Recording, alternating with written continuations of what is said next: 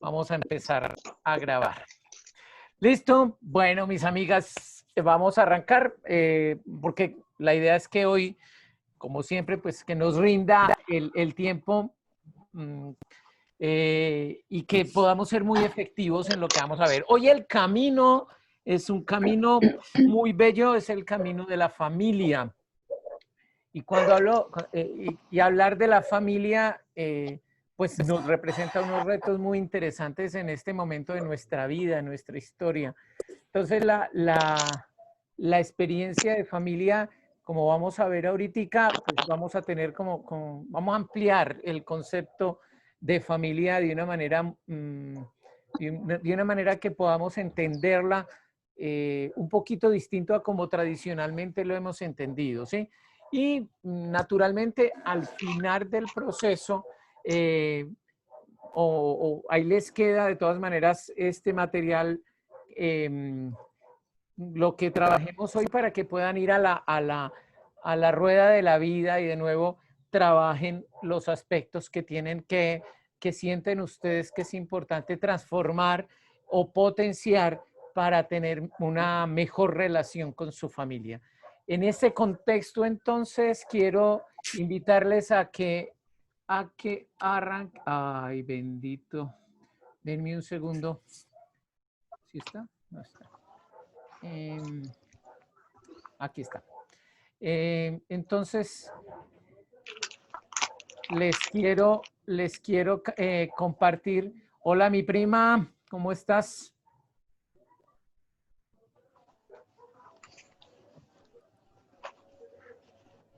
Listo. Entonces, quiero compartirles a ustedes el camino del día de hoy, el camino de la familia. Ya estoy compartiendo pantalla, ¿cierto? ¿Ahí sí? Sí, José, buenas tardes. Hola, Marinilla.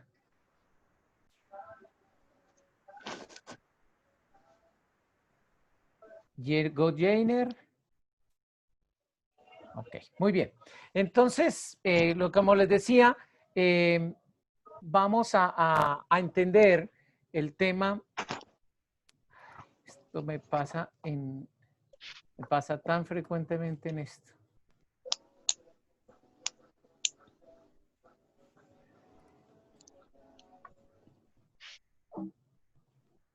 Ustedes me disculpan, pero no sé qué pasa con mi computador porque esto me suele ocurrir. ¿Sí? Esto que me saque de las presentaciones cuando estoy en Zoom. Jainer, bienvenido, hermano. Qué rico tenerte aquí. Y Laura, bienvenida.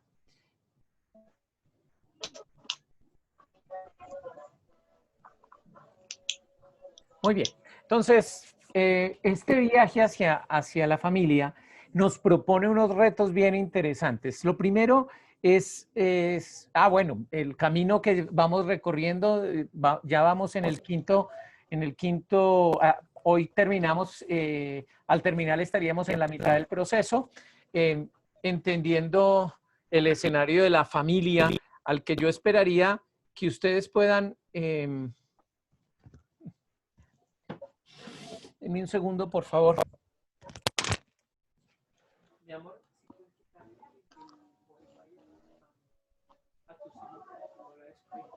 La conexión está muy mal.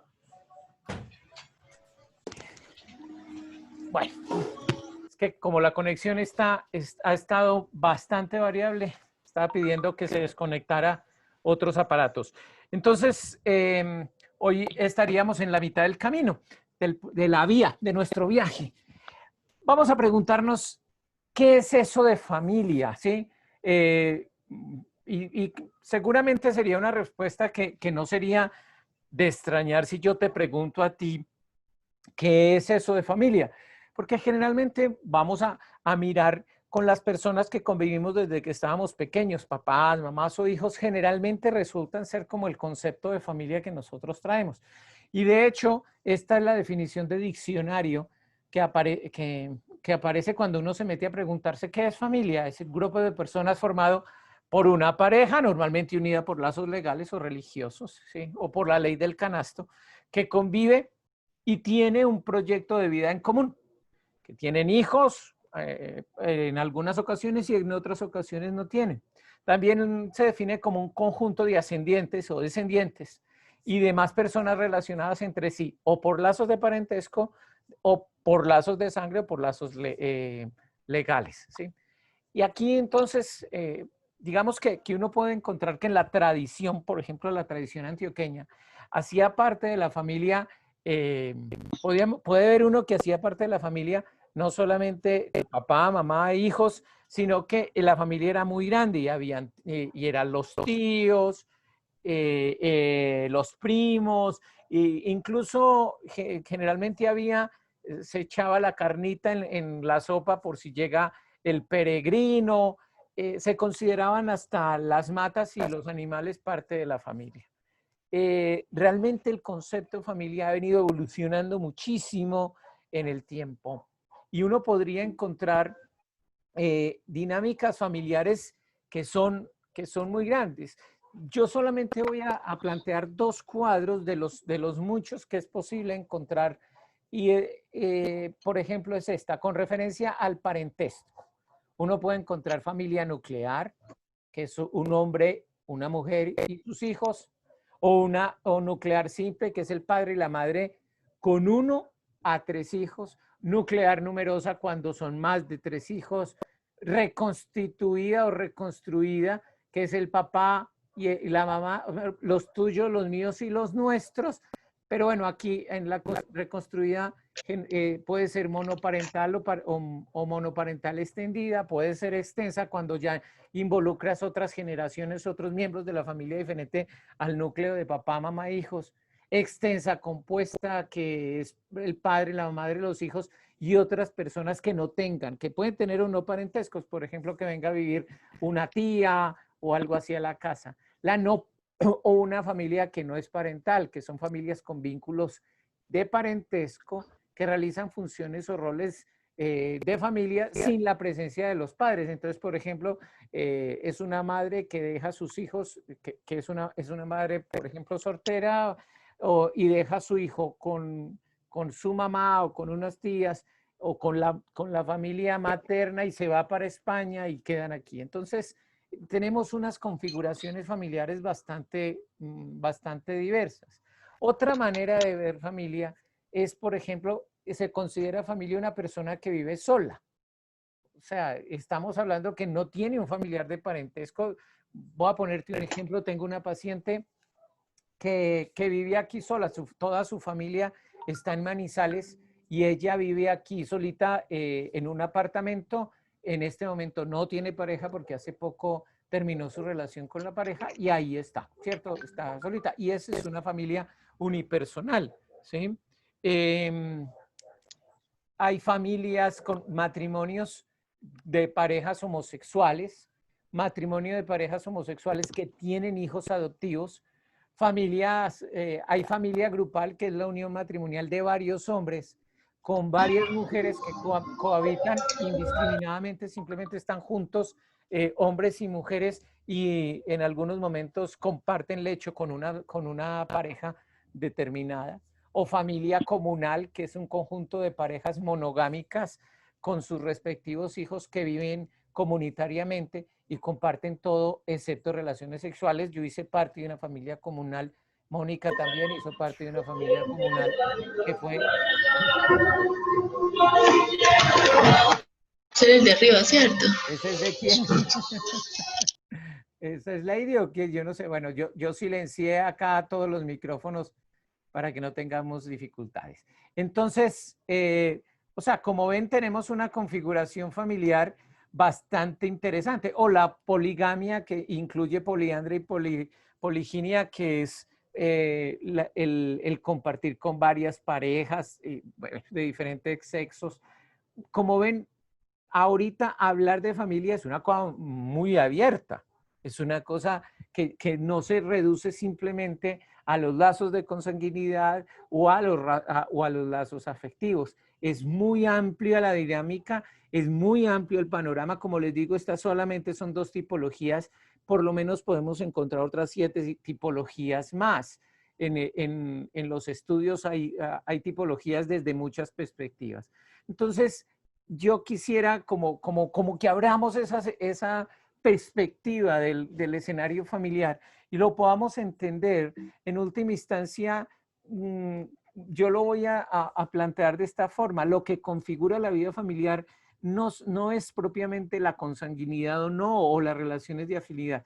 En últimas, quisiera entender como familia fundamentalmente el tipo de relaciones y de vínculos que establecemos y que nosotros decidimos quiénes entran en ese escenario, quiénes participan de ese escenario de lo que tú consideras familiar o relaciones familiares. Entonces, básicamente lo que hace que nosotros nos sintamos en familia es las relaciones, el tipo de relaciones que establecemos y los tipos de vínculos que establecemos también.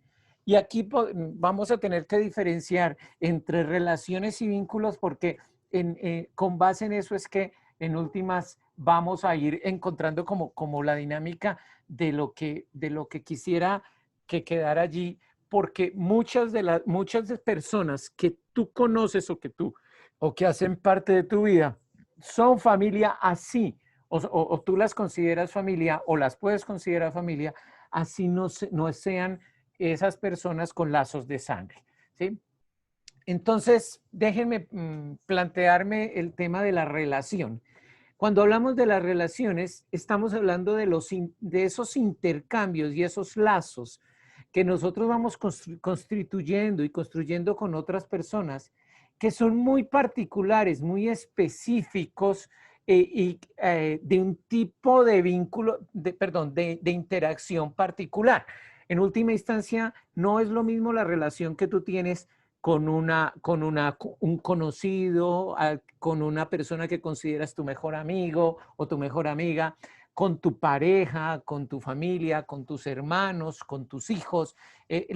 Digamos que la relación es particular del tipo de lazo que vos establecer, porque en última simbólicamente tienes una concepción de esa persona y queda una concepción con esa persona. Entonces las relaciones en última instancia obedecen a ciertos intercambios que nosotros establecemos. Hay relaciones que son simplemente comerciales o relaciones puntuales de un aspecto de la vida, pero que no trascienden a otros escenarios de la vida.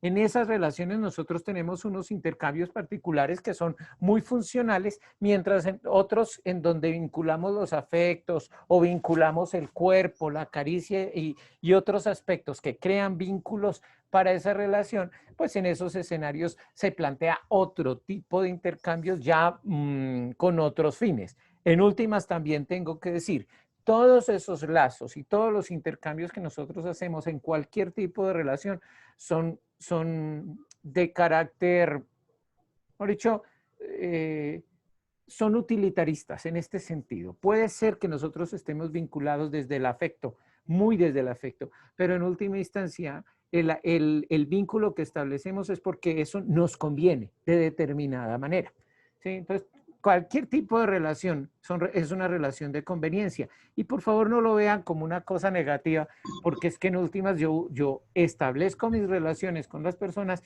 simplemente desde esa perspectiva. Relaciones que no me convienen son relaciones que yo disuelvo o de las cuales me empiezo a alejar, ¿sí? No sé si hasta aquí me gustaría escucharles si hay alguna inquietud, si queda claro. Bueno, yo no sé, me gustaría saber cómo vamos hasta aquí. Si alguien tiene una pregunta. Vas muy bien, pero te acordaste de grabar, que no me quedó claro. Sí, estoy grabando, estamos ahí. Gracias, Rosario. Rosario es la guardiana de la grabación. Muchas gracias. Ahora vamos a mirar qué es eso de vínculos, ¿sí? El vínculo, claro que está asociado con la relación. Es básicamente eso que contiene a una relación, ¿sí? O que está metido en la relación. es el tipo de cosas que nosotros hacemos para que esa relación tenga una característica particular. Y les decía, no es lo mismo una relación con un amigo que una relación con un hijo, porque en última instancia el vínculo que establecemos es diferente con un amigo a con un hijo, ¿cierto? Y cuando hablo del vínculo es todo el contenido que hay en lo profundo de esta relación. Los contenidos que tenemos en una relación con amigos es muy distinto de los contenidos que tenemos en una relación de pareja o en una relación con los hijos o con los papás. Son contenidos distintos, hay un compartir distinto, hay un tipo de cuidado diferente, una presencia o una ausencia, unos afectos que se involucran, las miradas, el tipo de besos, el tipo de abrazos, sí, lo que en últimas contiene la relación con el otro. Y ese contener no es solamente el hecho de que hay presencia de emociones o de afectos o de percepciones o de determinadas circunstancias que están involucradas, sino que además se convierten en continente, es decir, también esa palabra contiene, obedece a las cosas que están metidas que hacen parte de, hacen que hacen que esa relación sea de una manera u otra cuidada de determinada forma. Entonces, el vínculo es supremamente importante. Si en una relación no se establecen vínculos, esa relación no es una relación a futuro, y la podemos tener. Cuando nosotros nos montamos a un bus, ahí tenemos una relación comercial con el señor con el conductor, pero nosotros no establecemos vínculos de relación más allá que simplemente esa relación comercial. Cuando nosotros nos sentamos en el metro, aquí hay otra persona, es posible que yo converse con esa persona un ratico, pero nosotros no establecemos vínculos más allá de ese intercambio que hacemos en este caso. Cuando hablamos de familia, estamos hablando de las dos cosas, de la relación y del vínculo, porque las familias en última se estrechan o se dividen a partir de la fortaleza que tienen los vínculos que están establecidos en esa relación. Que yo, pues como les digo, es una relación que puede ser por consanguinidad, por afinidad, ¿cierto? Entonces, en ese caso, es muy interesante porque muchas veces nosotros tenemos vínculos más estrechos con personas que no hacen parte de lo que consideramos la familia que con personas que están involucradas dentro de la familia, ¿sí? Voy a poner un ejemplo. Yo siento que para mí hay muchos de mis amigos que yo los considero más familia que a personas de mi familia, ¿sí? Hay personas de mi familia que yo no las considero tan cercanas como ciertos amigos que hacen parte de mi vida, que podría decir son mis grandes hermanos. Son hermanos de la vida, son parte de mi familia, así no constituyamos este escenario de lo que son mis apellidos. ¿Listo? Entonces, estamos hablando de dos cosas, de la relación y del vínculo. Cuando hablamos de la relación, en última instancia, tenemos que hacer referencia a la forma como nos encontramos con el otro, cómo establecemos con el otro ese contacto. Lo que les decía en el principio, estamos hablando de intercambios y lazos que establecemos con las otras personas. ¿Qué facilita que nosotros tengamos esos intercambios o construyamos esos lazos? Pues las estrategias de comunicación que establezcamos con el otro, ¿sí? O sea, la comunicación en última instancia es eso, es relación. Digamos, en este contexto uno podría decir que son sinónimos, la relación y la comunicación. Entonces, vamos a conversar un poquitico y vamos a darle un espaciecito a hablar de la comunicación para poder entender un poco ese término o ese tema de la relación. Y el otro escenario es el escenario del vínculo, que en última instancia que tendríamos que entenderlo como una estructura de contención, como lo decía ahora. ¿Cuál es la estructura de contención que nosotros establecemos en esa relación con el otro que consideramos familia y cómo la estamos dimensionando realmente, hacia dónde la estamos dirigiendo, ¿sí? Entonces, vamos a tocarlos por separados, ¿le parece? Entonces, ¿qué es la comunicación? La comunicación la podemos definir de muchas maneras. A mí me gusta mucho una definición yo esto le voy a hacer zoom. Después vamos a hacer, pienso hacer precisamente un curso como estos específicamente diseñado para fortalecer nuestra capacidad de comunicación. En últimas, porque es que es tal vez uno de los escenarios más conflictivos en la vida de los seres humanos. Cuando hablo de comunicación, básicamente estoy hablando de toda esa cantidad de comportamientos y de expresiones que nosotros tenemos y que facilitan, regulan y hacen posible una relación con otra persona. ¿Sí? Entonces, cuando digo esto, tengo que entender que la comunicación no solamente se refiere a cosas que se transmiten, a un contenido que se transmite, sino también a una relación que se pone en medio. ¿Por qué les digo esto? Porque es que solemos pensar que la comunicación es una transmisión de información y pare de contar. Y resulta que esa manera de verlo es una manera de verlo tremendamente pobre. Comunicamos, claro, transmitimos información. ¿Con qué? Con todo, con lo que llevo puesto, con mis silencios, con mis gestos, con mis acciones, hasta con mi inmovilidad yo estoy transmitiendo información. Siempre transmito información. Y esa información puede ser entendida por el otro de la misma manera que yo quiero transmitirla, o puede que el otro no entienda esa información que yo le quiero transmitir como yo se la quiero transmitir. Entonces yo digo una cosa y el otro me entiende otra.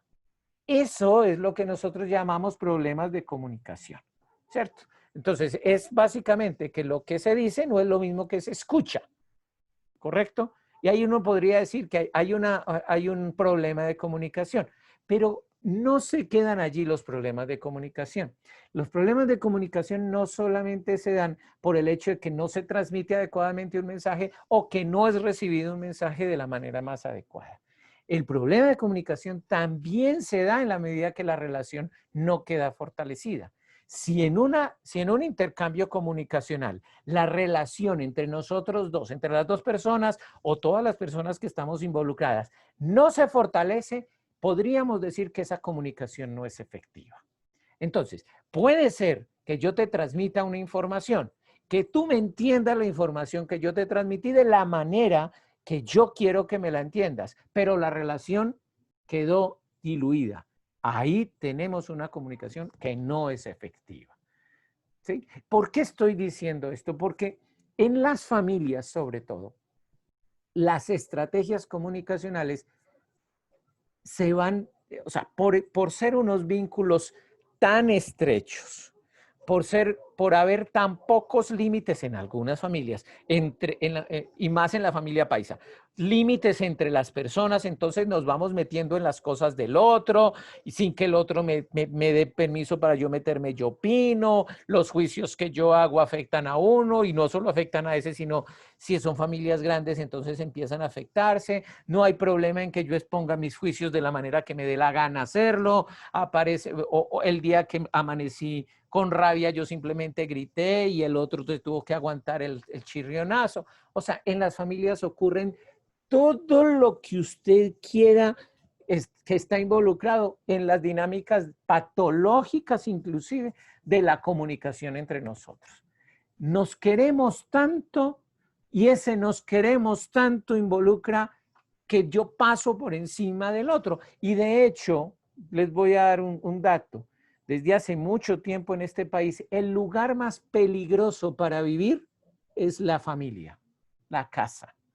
Es el lugar más peligroso. No es la calle, no es la comuna, no, no, no. Existe más violencia al interior de la casa que la que usted puede mirar por fuera de la casa.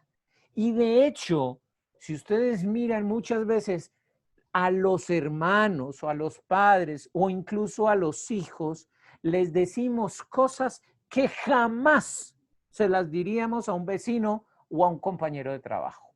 Jamás diríamos una cosa de esas. Pero como el otro está ahí, lo asumimos como que es de plástico y le sacamos lo que sea. Entonces, las cosas que decimos frente al otro no tienen en cuenta a esa relación que debiera estar entre nosotros estrecha. Entonces, a la gente que más amamos es a la que le caemos con unos contenidos bastante violentos, y a veces no son los contenidos, no es lo que le transmitimos, sino la manera que lo decimos la que resulta dañando a la otra persona. Miren, es tal vez el escenario más complejo que nosotros podemos encontrar, el de las relaciones familiares por la forma que nos comunicamos con el otro.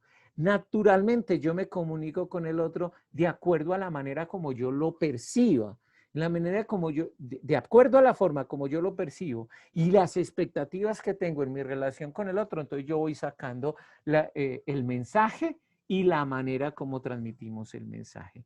Entonces, cuando hablo de comunicación efectiva, estoy diciendo fundamentalmente que las cosas que uno dice, el otro las escuche, pero no como quiera escucharlas, sino como el otro, como yo la quise transmitir. Por ejemplo, si yo quiero transmitir que yo estoy incómodo, ese es el contexto de la frase que yo emito, el otro debiera entenderme que yo me siento incómodo y no que lo estoy insultando porque me está haciendo daño a mí.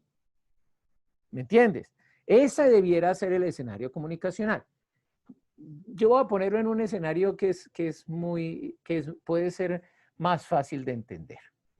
Cuando un hombre dice, me gustas a una mujer, generalmente le está diciendo que tiene un atractivo, que ella tiene un atractivo físico que a él le llama la atención.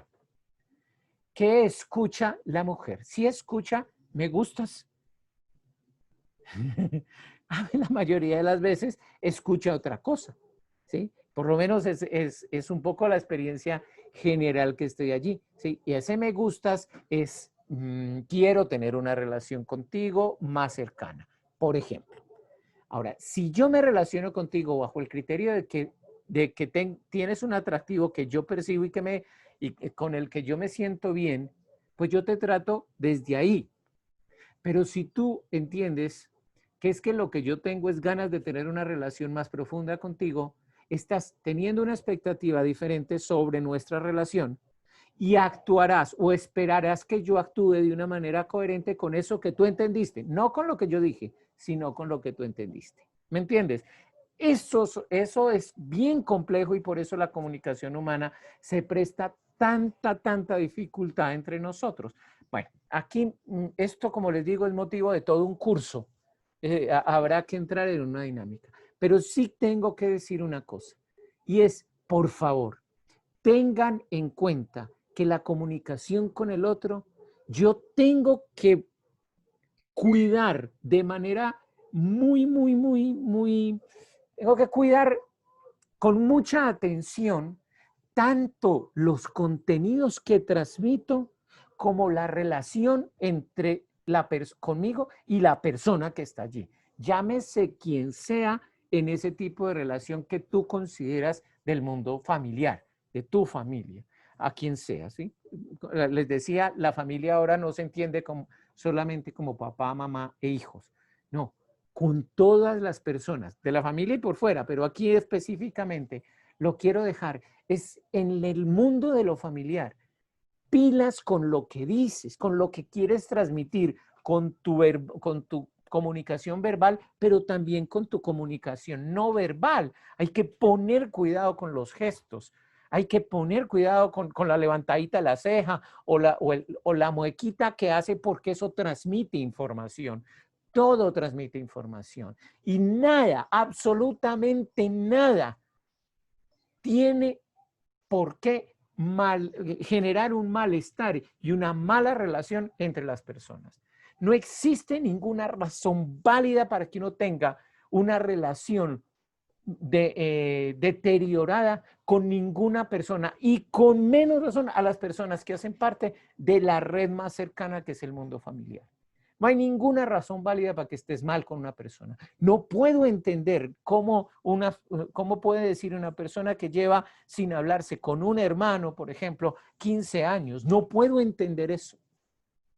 Y no tiene sentido sobre todo cuando estamos ya los estudios, hay unos estudios bastante fuertes y les voy a pasar un link para que los que no han visto una conferencia TED que da el director de una tesis, perdón, de una investigación en Harvard que lleva más de 75 años y que básicamente se ha dedicado a trabajar los temas de salud y felicidad.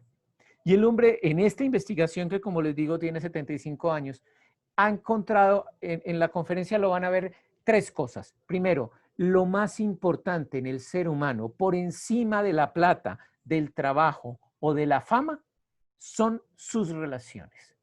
Es lo más importante para el ser humano, por encima incluso de su salud, son sus relaciones. De hecho, el tener o no relaciones define la salud, el estado de salud.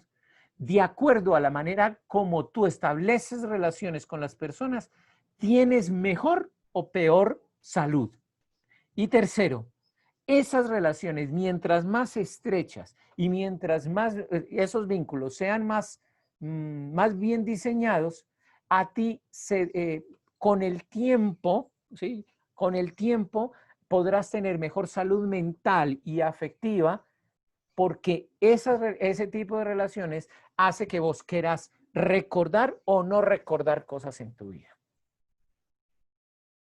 Entonces, a lo que me refiero es que si las relaciones son el aspecto más importante de la vida de una persona, no tiene absolutamente ningún sentido cargar con rencores, cargar con molestias, cuando ahí al lado tenés la persona más cercana que te puede ayudar a configurar lo que eres como ser humano, porque en últimas hace parte de tus raíces. Bien, como les digo, habrá mucho que hablar al respecto, pero es muy importante que le prestes atención a la forma como te comunicas.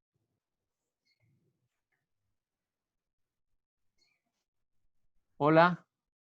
José, se te fue el audio. No, se me fue todo, me quedé, incluso me sacó del Zoom. Ah, ok. Ya. ¿Ya? ¿Listo? Sí. Okay.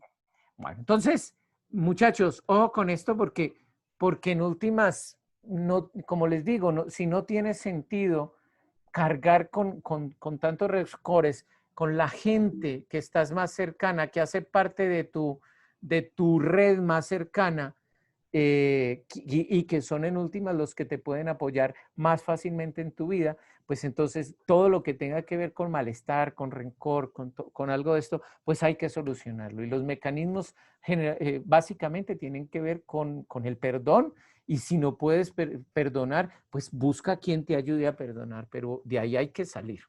Muy bien, entonces ese es el escenario de las relaciones. Ahora vamos al escenario de los vínculos, ¿sí? Cuando les hablaba del continente, de la estructura de contención, básicamente yo lo leo como es la forma como expresamos y vivimos el amor en la relación con el otro, ¿sí?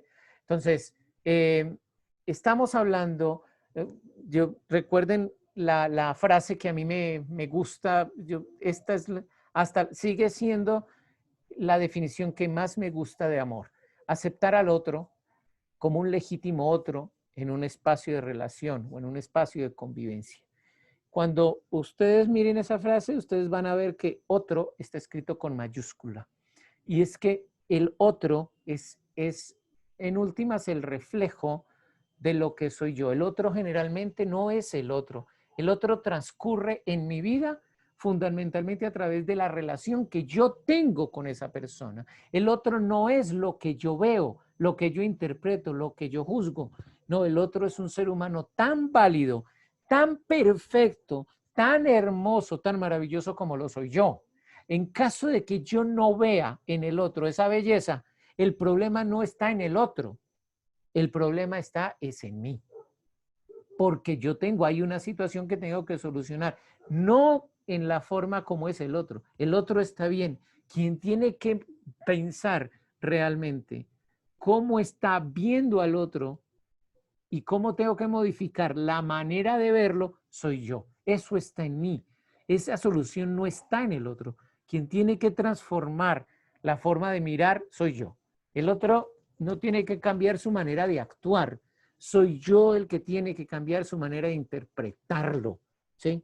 Esta tarde atendí a un consultante y este consultante me decía que le puse a hacer un trabajo muy fuerte, un trabajo fuerte con respecto al niño interior, ¿sí? Y en ese trabajo con el niño interior él encuentra que tiene una rabia una rabia enorme con inicialmente con su madre, ya trabajamos a su madre, pero después tiene unas rabias enormes con sus hermanos mayores. Él es el menor de una familia grande.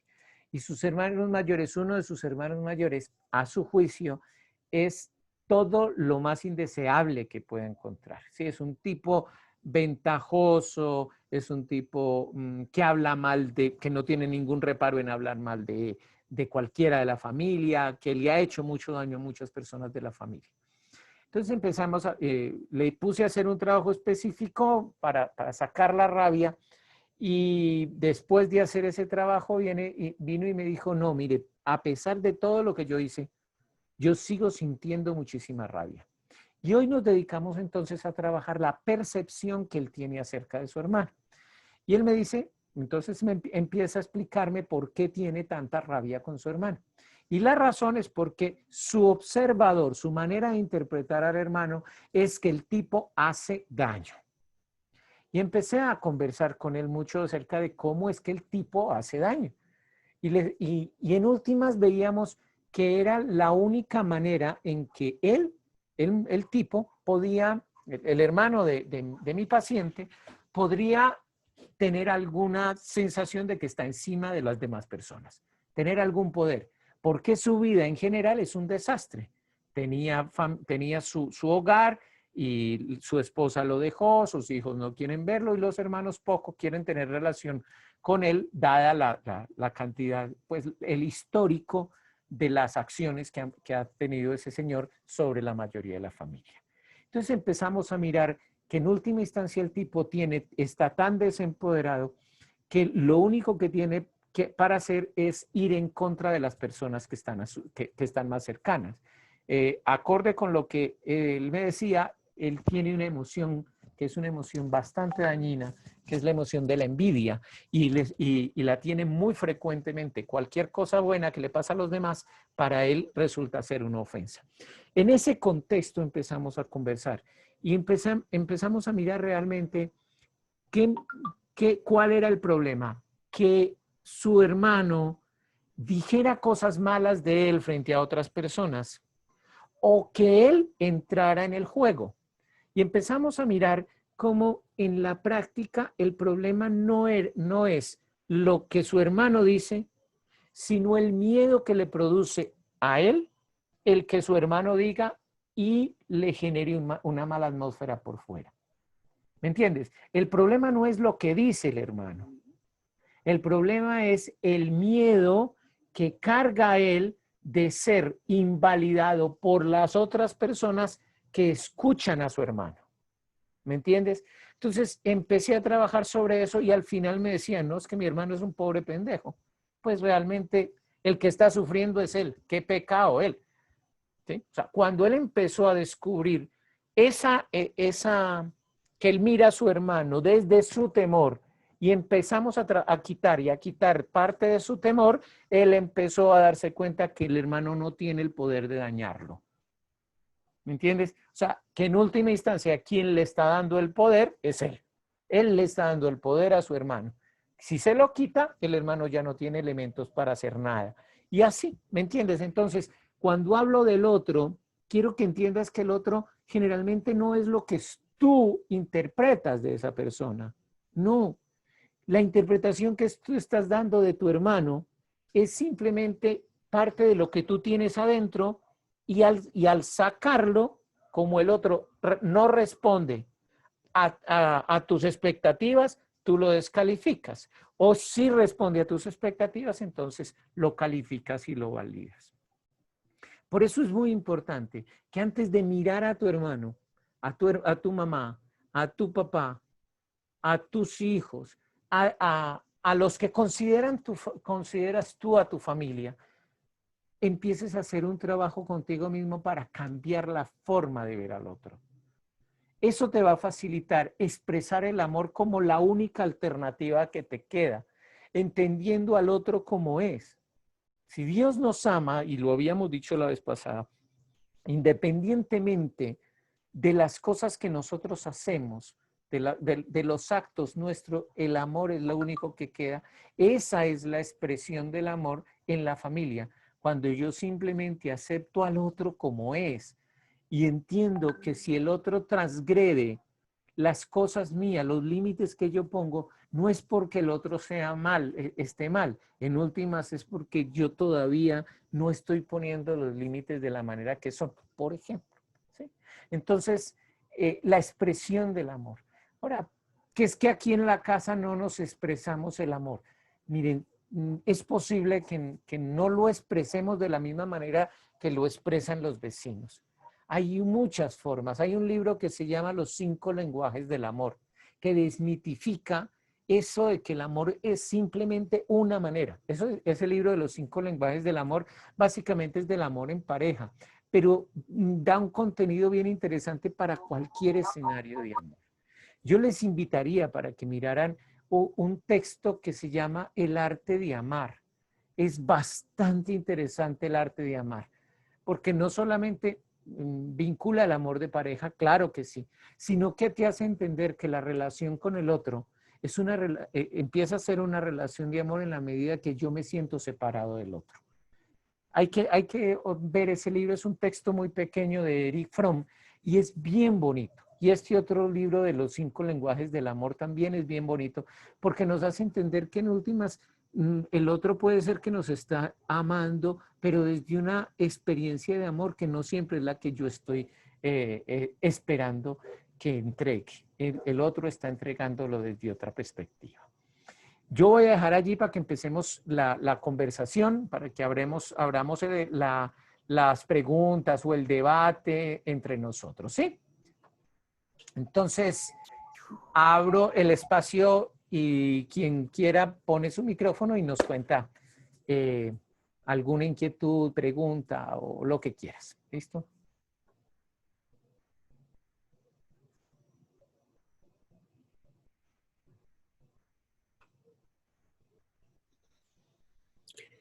José Luis, Discúlpeme. cuando una persona, Rosario, pues, Rosario, discúlpame. Yo voy a dejar de compartir cámara porque cuando una, sí, tengo muy mala señal, tengo problemas de conexión. Entonces no voy a estar conectado desde cámara, pero estoy con toda la atención. Rosario, te escucho. bueno, cuando una persona es, digamos, normal, común y corriente,